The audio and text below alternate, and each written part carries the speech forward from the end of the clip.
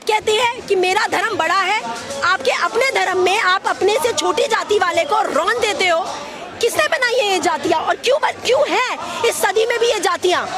मुझे आप मैं ब्राह्मण हूँ, लेकिन मेरे पिता ने मेरे को कभी भी नहीं सिखाया कि आप उच्च हो और कोई आपसे तुच्छ है। मुझे हमेशा आप हिंदू धर्म को नहीं मानते, इसका मतलब? देखिए, मैं सुबह शाम पूजा करती हूँ। मैं सुबह शाम पूजा भी करती हूँ, लेकिन अपने घर में करती हूँ। और मैं अपने घर के भी किसी सदस्य को फोर्स नहीं करती कि आप मेरे साथ बैठ के पूजा करो। तो किसी और के ऊपर तो मेरा कोई बस नहीं चलना चाहिए। दूसरी चीज़, हिंदू धर्म का होने का मतलब ये तो नहीं है कि मैं हर इंसान को नीचा समझने लग जाऊं। मैं हर इंसान को ये कहने लग जाऊं कि तुम मुसलमान हो लेकिन तुम्हें फिर भी हिंदू बनना पड़ेगा क्योंकि ये देश हिंदुओं का है। धर्म किसी भी ग्रंथ में, हर ग्रंथ में इंसानियत सिखाई जाती है। मेरे परिवार में, हमारे परिवार में, जिस परिवार से मैं आती हूँ, हमारे परिवार में बचपन से ये सिखाया जाता है कि तुम्हारा धर्म पहला इंसानियत है, उसके बाद तुम हिंदू हो। तो अगर आपके अंदर इंसानियत नहीं है तो आप हिंदू हो या मुसलमान, लानत है आपके ऊपर।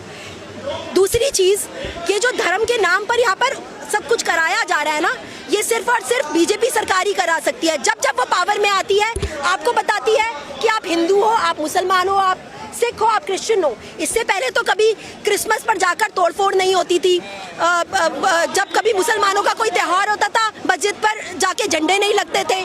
14 साल पहले ये सब नहीं होता था। वो कहते हैं ना 70 साल में किया क्या है। 70 साल में लोगों ने रोटी भी खाई, नौकरी भी थी और प्यार से, मोहब्बत के साथ एक दूसरे के साथ रह भी रहे थे। हर रोज दंगे नहीं होते थे, हर रोज मॉब लिंचिंग नहीं होती थी। जी, आपने ब्राह्मण का जिक्र किया। मैं कहना चाहूँगा बीजेपी के शासनकाल में आज भी ब्राह्मणों को ही बारंबार टारगेट किया जा रहा है। देखिए, मेरे हिसाब से मैं यहाँ पर बिल्कुल भी इस चीज़ को मानती नहीं हूँ। धर्म क्या, जाति क्या, मेरे लिए ये सब चीज़ें मैटर ही नहीं करती। मेरे लिए इंसानियत मैटर करती है। अगर आप अच्छे इंसान हो, आप जो मर्जी हो, आप जिस भी धर्म के हो, आप मेरी नज़र में बहुत ऊंचे हो। अगर आप अच्छे इंसान नहीं हो तो आप चाहे बहुत बड़े कलेक्टर हो, मेरी नज़र में आप जीरो हो।